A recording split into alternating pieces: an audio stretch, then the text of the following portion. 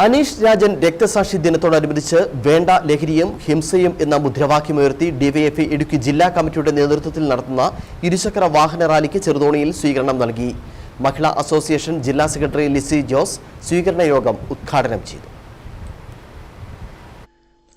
അനീഷ് രാജൻ രക്തസാക്ഷി ദിനത്തോടനുബന്ധിച്ചാണ് വേണ്ട ലഹരിയും ഹിംസയും എന്ന മുദ്രാവാക്യമുയർത്തി ഡിവൈഎഫ്ഐ ഇടുക്കി ജില്ലാ കമ്മിറ്റിയുടെ നേതൃത്വത്തിൽ ജില്ലാ പ്രസിഡന്റ് എസ് സുദീപ് നയിക്കുന്ന ഇരുചക്ര വാഹന റാലി തൊടുപുഴയിൽ നിന്നും നെടുങ്കണ്ടത്തേക്ക് സംഘടിപ്പിച്ചത്. റാലിക്ക് ചെറുതോണിയിൽ നൽകിയ സ്വീകരണ പരിപാടി മഹിളാ അസോസിയേഷൻ ജില്ലാ സെക്രട്ടറി ലിസി ജോസ് ഉദ്ഘാടനം ചെയ്തു. മദ്യത്തിന്റെ അടിമത്തം എന്ന് പറയുന്നത് ഇന്ന് നമ്മുടെ കേരളത്തിലും വളരെ രൂക്ഷമായി തന്നെയാണ് പൊയ്ക്കൊണ്ടിരിക്കുന്നത്. നമ്മൾ 2-3 ദിവസം മുമ്പ് കണ്ടു, താമസിച്ചിരുന്ന ഹോസ്റ്റലിൽ നിന്നും 10 കിലോ കഞ്ചാവൊക്കെയാണ് ഒറ്റയടി പിടിക്കാനുള്ള സാഹചര്യം ഉണ്ടായത്.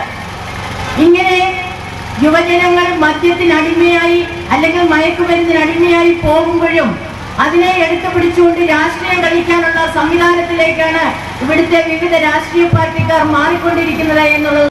ജാഥ ക്യാപ്റ്റൻ എസ് സുദീപ് സ്വീകരണത്തിന് നന്ദി രേഖപ്പെടുത്തി. നേതാക്കളായ MS ശരത്, അരുൺ ദാസ്, ഡിറ്റാജി ജോസഫ്, KS അജൂബ് തുടങ്ങിയവർ സംസാരിച്ചു.